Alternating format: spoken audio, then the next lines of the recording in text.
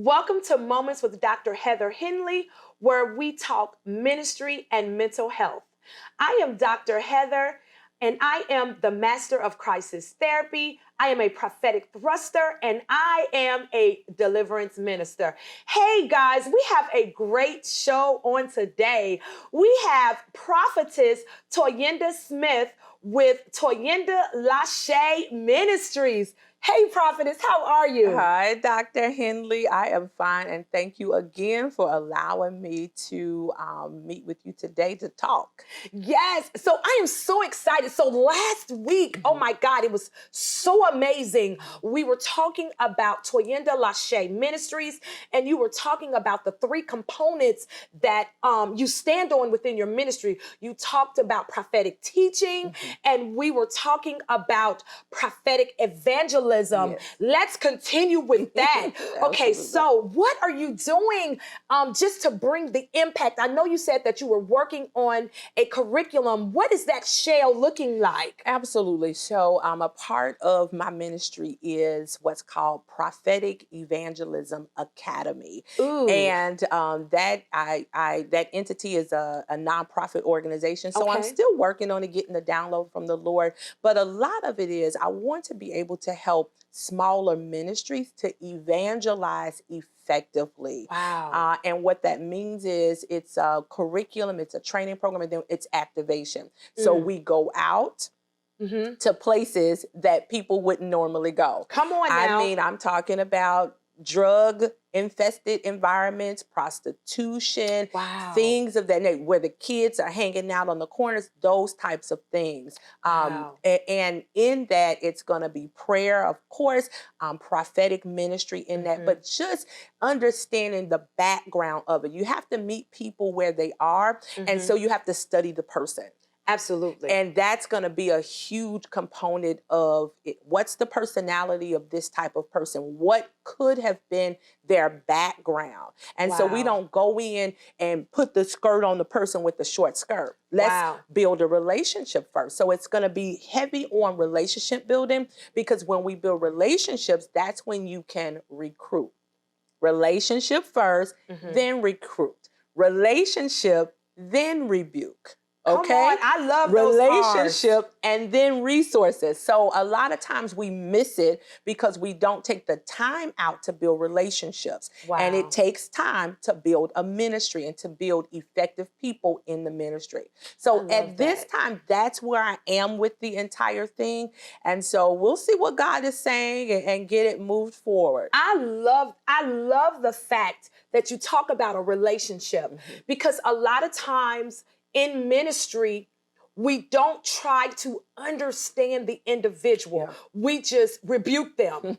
And so, in my church, my old apostle, he said it's about the relationship that counts and nothing else matters. Absolutely. And so I love it how you have brought in that it's about relationship and then resource. You said relationship and then rebuke. You said relationship and then I believe you said after recruitment. That, you recruit them afterwards. And so I love that because when we go out to evangelize, we have to be able to deal with issues that they have had that even brought them to that place. Absolutely. Because you don't wake up a prostitute. Come on. I just need to say that. Say you it don't again. wake up a prostitute. There are some things that have transpired in your life to cause that spirit of perversion. Come on. And a lot of times that spirit of perversion enters in childhood. Yes, ma'am. So I love the fact that in your program that you're going to definitely focus in on the relationship, because that is what's going to allow and help the individuals to find peace and to find wholeness just during that process. And Prophet, let me just interject here.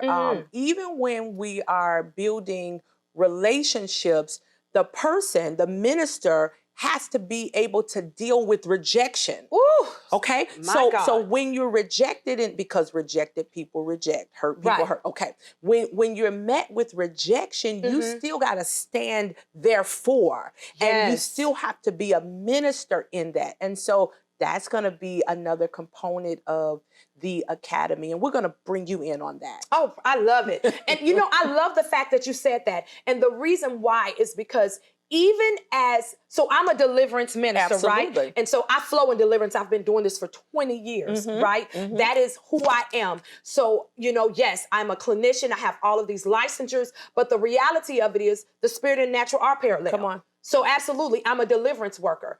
But as a deliverance worker, I still needed to be delivered from my own traumas. Come on. And so what happens is, I love that you said that in times when you are trying to minister to people, that you're going to get rejected. Come on. Which means that I have to deal with my rejection on a daily basis. I have to make sure that I don't have those reflections. And that's a whole nother teaching. But I don't have those reflections because rejection was imprinted at the age of 10. Come on. And so now when I stand before people who's going to reject me because that's all they know to do, you said I had to stand.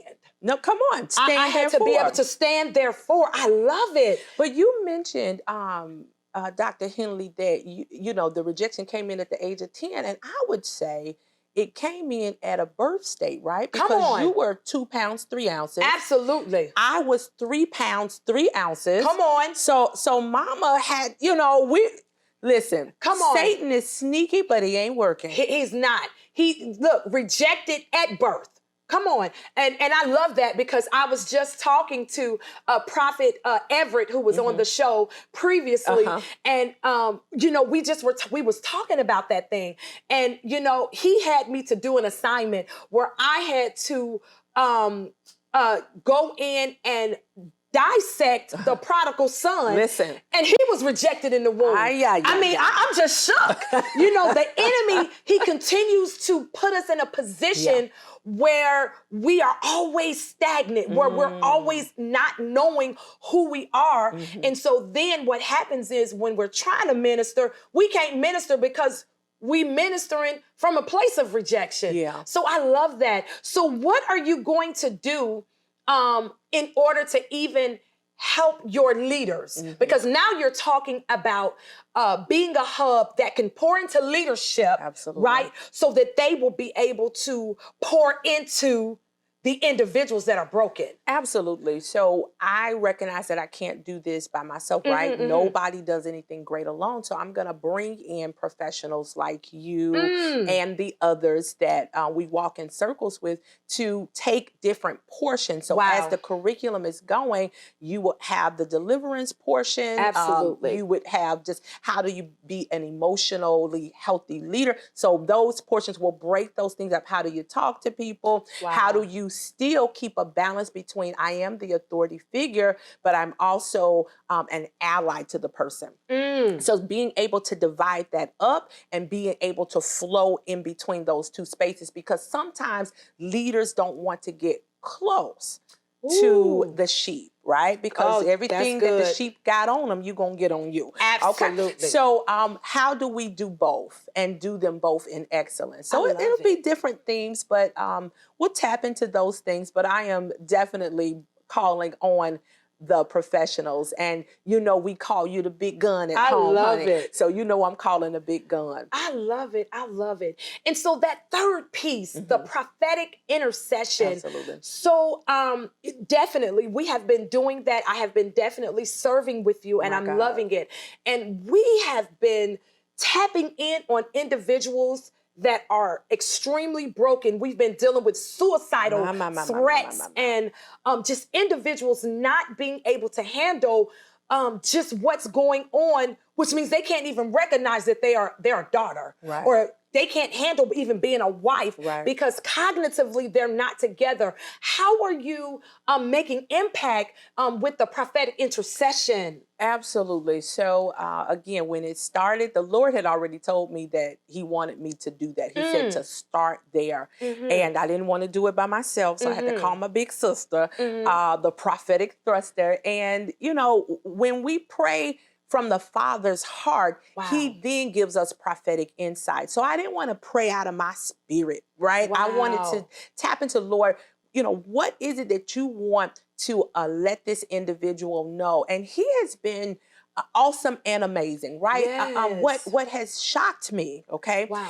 is, and so I know that, because Mama walks in a gift of healing, so I know that I have that on my life, but for him to give me that, an individual, listen, I see a name, right? The individual has Wow. experiencing pain on certain sides of their body in certain Wow. areas. That's a big deal. I love And it. so I know that God is digging a deeper well in me, Wow. as I relieve all of the negative, the unresolved issues, Come the on. unhealed hurts, Come on. and the unmet needs, then he's able to fill that up with more gifts and more callings. And we know Granddaddy had a prophetic voice. Absolutely. And so it's in us. Absolutely. But the level of it being in us is what I'm after. Wow. And so I have to stay in his face. But the prophetic intercession is all about praying what's on the Father's heart for that individual. I love that. I love that. And so even with us trying to be able to help individuals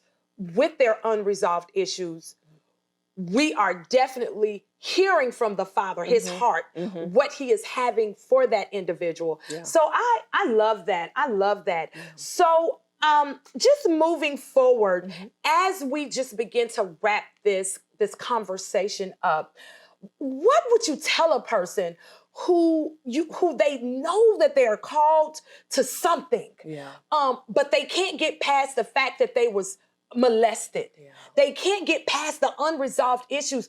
What would you say to them they would need to do in order to press past that, to become their best version of themselves? Yeah, so I can speak about this from my perspective. So they're going to have to do two things. One, they need to go through a little deliverance. Yes. And so we need the buckets. We need a deliverance minister such as yourself, really tapping in and working with the individual from that level. And then they need to do what I talked about earlier, be delivered from their decisions. Woo! And so that can even be from a therapeutic standpoint or a coaching standpoint, as long as the coach operates in their vein. Wow. So those two things, deliverance, like this, delivering me from my demons, and then delivering me from my decisions. I love it. And then with that, because deliverance is it's a process, it's ongoing. I was talking to Prophet Everett outside the studio, and he talked about how the residue of the past it's around, but we have to recognize that and still push beyond that. Ooh, and I told him that anything that even smells like depression, anything that smells like my past situations, I have to again say, Lord, that I'm out of this space and I want to continue, because it's the free will that we have. Absolutely. That decision that I want to stay out of that space. But it's an ongoing process. You don't just get delivered. And, I went through like a first level of deliverance in 2015. Wow. And then I was messing up in 2016, 2017. Wow. And then I came on back, went through another deliverance process in 2021. Wow. From some other things that, and so it's an ongoing process. Absolutely. You walking that thing out. Listen, and it doesn't feel good all the time, but when you come up off the floor, you're a whole new woman. I love it. Well, I am so honored that you came on the show. This is amazing. Again, I just want to say, please continue to tune in to Moments with Dr. Heather Henley. We have Prophetess Toyinda Smith in the building, and we are talking ministry and mental health.